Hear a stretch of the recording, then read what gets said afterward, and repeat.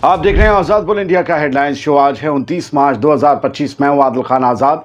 दुनिया के सबसे बड़े अखबारों और पोर्टल से चुनी गई कुछ बड़ी खबरों को आपके सामने रखेंगे, जिन्होंने आज सुर्खियां बटोरी। इस शो में आज आप देखेंगे यमन के करीब नई एयर स्ट्रिप का चला पता, किसने बनाई और क्यों बनाई ये नहीं हुआ मालूम। इंडियन ओशन में हूथीज की रेंज से दूर B-2 बॉम्बर्स की तैनाती, यमन या ईरान, आखिर निशाना कौन? सुप्रीम लीडर के एडवाइजर का बयान, ईरान का ऑपरेशन ट्रू प्रॉमिस 3 तय, क्या इसराइल से बदला लेने जा रहा है ईरान?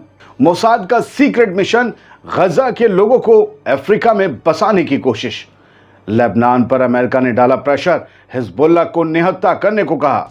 और म्यांमार में आए जल्जले में 1000 से ज्यादा अफराद हलाक, अब भी कई लोग लापता। Good evening. एक बेहद गजब की खबर से ये बुलेटिन ओपन करने जा रहा हूं दोस्तों। एक सैटेलाइट इमेज से पता चला है कि यमन के करीब एक मैरीटाइम चोक पॉइंट यानी समुद्री चोक पॉइंट पर एक नई एयर स्ट्रिप देखी गई, बिल्कुल समंदर के साहिल से लगी हुई एक एयर स्ट्रिप, एक हवाई पट्टी जिसे टेक ऑफ करते हैं जेट्स। ये फ्लाइट्स और B-2 बॉम्बर्स को लैंड कराने के लिए रेडी नजर आ रही है। अब सवाल यह है कि क्या जो यमन पर कल रात 70 एयर स्ट्राइक वाला सबसे बड़ा हमला हुआ है, उसके लिए कुछ फाइटर जेट्स इस एयर स्ट्रिप से भी उड़े क्या? लेकिन उससे बड़ा सवाल यह है दोस्तों कि ये स्ट्रिप बनी कब, ये एयर स्ट्रिप बनी कब, बनाई किसने, और क्या हूथीस को इसका कभी पता नहीं चला कि ये यमन के करीब हो गया कांड? ये बड़े ताज्जुब की बात है कि दुनिया के तमाम मिलिट्री एक्सपर्ट्स और मीडिया हाउसेस को अभी तक ये बात कंफर्म नहीं हुई है कि ये एयर स्ट्रिप किसके कंट्रोल में है, किसने बनाई है। जनवरी में भी इसको लेकर एक खबर आई थी, लेकिन अगर B-2 बॉम्बर्स के हिसाब से बनाया गया है इसे, तो ये समझना मुश्किल नहीं है कि ये पापा शेंगो का काम है। आप समझ रहे हैं? अगर बनाया गया है। लेकिन ये एयर स्ट्रिप जिसकी आप इमेज देख रहे हैं, आज इसके बारे में बड़ी डिटेल में खबरें आ रही हैं। खैर, बढ़ते आगे। अब दूसरी बड़ी खबर लीजिए। अमेरिकन मिलिट्री ने इंडियन ओशन में डिएगो गार्सिया बेस पर कम अज कम 4 long range stealth B-2 bombers move कर दिए हैं, तैनात कर दिए हैं। ये बेस हाउथीज की मिसाइल की जद से दूर है और मिडिल ईस्ट में अमेरिका को उसके अलाइज के अड्डों का इस्तेमाल किए बगैर ऑपरेशन की सहूलत फराहम करता है ये अड्डा। यानी अब अमेरिका को किसी भी अरब ममालिक या किसी भी एयरक्राफ्ट कैरियर से उड़ान भरे बिना यमन में हूथीस पर हमले करने में आसानी हो सकेगी। ये क्या होगा, ये ऑपरेशनल हो जाएंगे तो वो हैरी एस ट्रूमैन भी वहां से हट जाएगा, रोज जो हमले हो रहे हैं उस पर यह दावा किया जा रहा है। लेकिन मेरा मानना है कि जो बताया जा रहा है असल हकीकत उससे मुख्तलिफ है। मुझे ये लगता है पर्सनली कि ये बॉम्बर्स ईरान के लिए लाए गए हैं ताकि ईरान पर अगर मिलिट्री एक्शन लेने के हालात बन जाते हैं, ईरान अमेरिका की बात नहीं मानता है, तो अरब ममालिक के इनकार करने पर भी अमेरिका के पास एक बेस होगा जिससे ईरान पर बमबारी की जा सके, और वो ये होगा गार्सिया। इससे 2 बातें होंगी। एक तो B-2 बॉम्बर्स की वजह से यह हमला बहुत तेजी से होगा, और दूसरा ईरान भी अरब ममालिक पर हमला नहीं कर सकेगा या वहां अमेरिकन बेसिस पर, क्योंकि उनकी जमीन तो इस्तेमाल होगी ही नहीं। पता नहीं क्यों मुझे ये गेम यमन के लिए कम और ईरान के लिए ज्यादा लग रहा है। आपकी राय मुझसे मुख्तलिफ हो सकती है, मैं एक जर्नलिस्ट के तौर पर एक एनालिसिस करता हूं। आखिर इंडियन ओशन के करीब ईरान भी तो है। ईरान के सुप्रीम लीडर के एडवाइजर ने इसराइल के खिलाफ ईरान के ऑपरेशन ट्रू प्रॉमिस 3 के अज़्म को दोहराया है।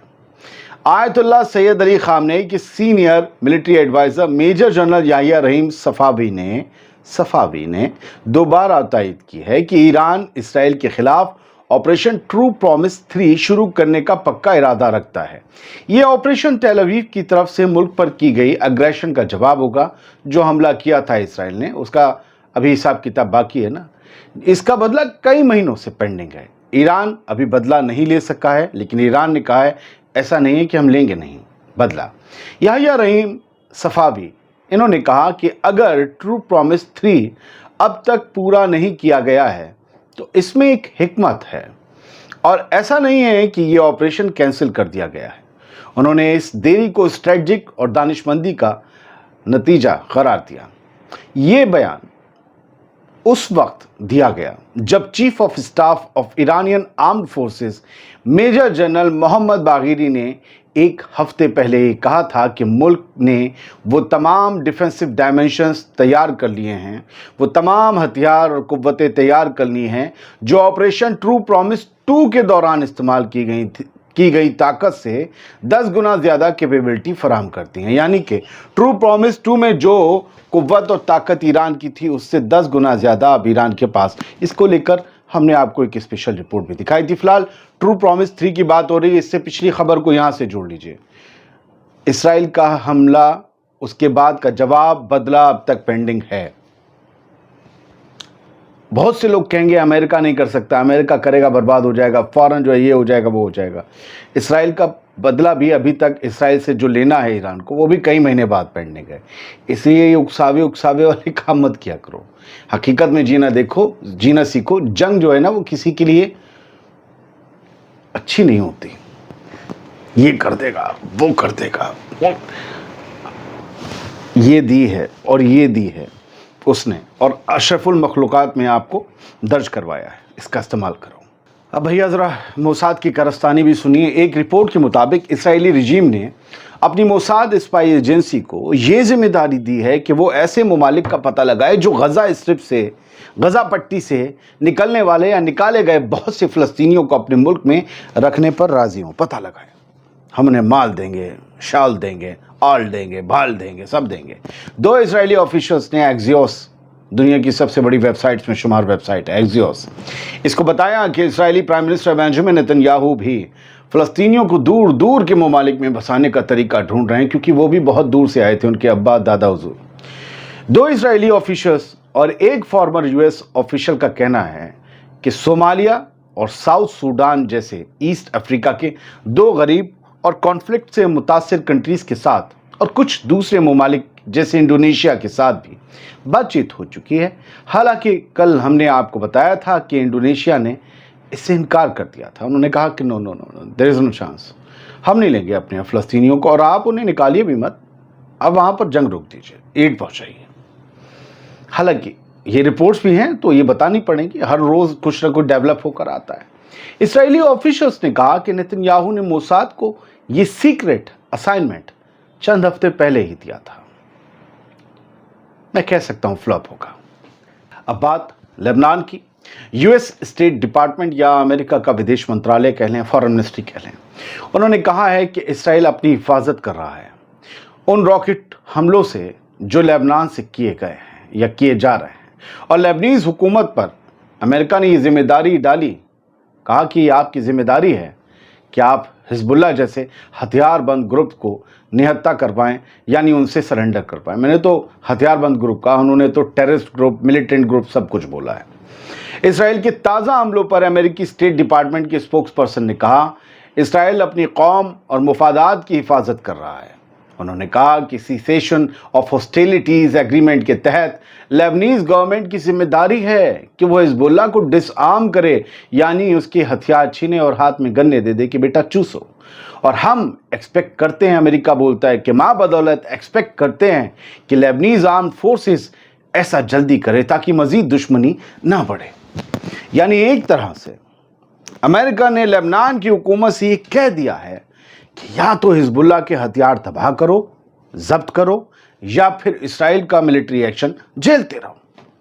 अब यहाँ से हिजबुल्लाह के लिए मुझे और मुश्किल वक्त शुरू होता नज़र आ रहा है, क्योंकि अभी तक तो उसे दुश्मनों से बचना था, लेकिन अब उसे अपनों से बचना है जो कुछ कर भी नहीं सकते, वो भी प्रेशर में है, वरना उन पर भी दे प्रेशर और दे सैंक्शंस वगैरह ये सब लगते चलाएंगे जैसे ईरान पर लग रहे हैं। ईरान के पास तो कुछ था भी अपना बनाने को, तेल वेल बेचने को, इनके पास तो कुछ भी नहीं है वैसा अभी, तो ये इकनॉमी कहाँ से चलाएंगे। देखिए आगे हिजबुल्लाह का क्या होता है, मुस्तकबिल क्या है। फ़िलहाल तो वो जहाँ हुआ करता था वो जगहें अब खाली पड़ी हैं। म्यांमार की बात करते हैं। म्यांमार में शदीद ज़लज़ले से मरने वालों की तादाद बढ़कर 1000 तक पहुंच गई है। जबकि 2300 से ज़्यादा लोग ज़ख्मी हुए हैं। मुल्क भर में 1002 अफराद जाँ बहक, 2376 ज़ख्मी, 30 लोग लापता हैं। ये एग्जैक्ट डेटा है। चाइना ईस्टर्न एयरलाइंस के प्लेन से रेस्क्यू टीम्स म्यांमार पहुंची हैं ताकि अहम मदद फराहम की जा सके। इंडिया ने भी 15 टन रिलीफ मटेरियल भेजा है, जिसमें tents, sleeping bags, blankets, ready to eat meals, water purifiers, hygiene kits, medicine और मेडिकल इक्विपमेंट्स शामिल हैं। ये सब मदद फ़ौरन इंडिया की तरफ से पड़ोसी म्यांमार को गई है। बहुत बुरे हालात हैं, बहुत तबाही मची है, ज़मीन फट गई है, इमारतें, घर सब गिर गए हैं। ये वो लोगों की तादाद है जो अभी काउंटिंग में आए हैं, जो अभी गिनती में शुमार नहीं हैं, उनका तो शुमार ही नहीं है। एक दो खबरें यहाँ से लेंगे सर।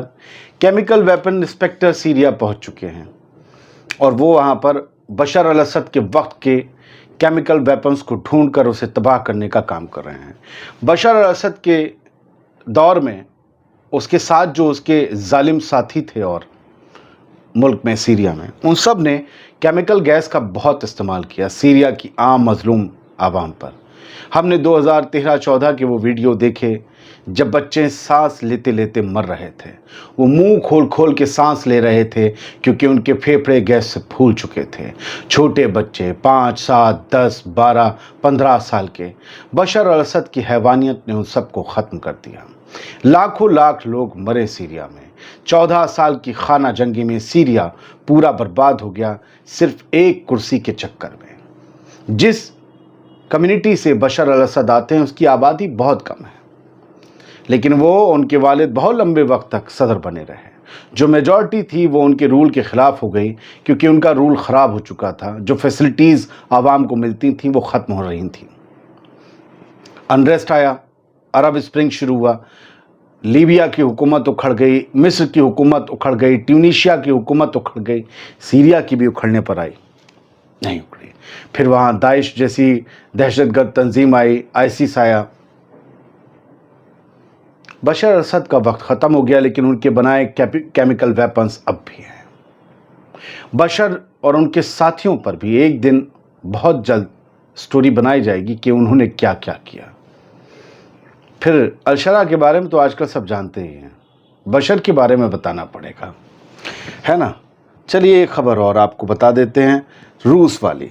रशियन फोर्सेस ने पेंटेलमोनोव को रिलीज़ करवा लिया। इस इलाके को आज़ाद करवाने का दावा किया है। कहा है 24 घंटे यहाँ ऑपरेशन चला और बड़ा नुकसान यूक्रेन की फोर्सेस को पहुँचाया। इस दौरान यूक्रेन की तरफ से अमेरिकी मेड हिमार्स रॉकेट और 73 यूक्रेनी ड्रोन भी दागे गए थे, जिन्हें रशिया ने मार गिराने का दावा किया है। और कहा है कि इसमें 185 सर्विसमैन जो हैं वो यूक्रेनी फोर्स ने गंवा दिए सिर्फ एक ही दिन में।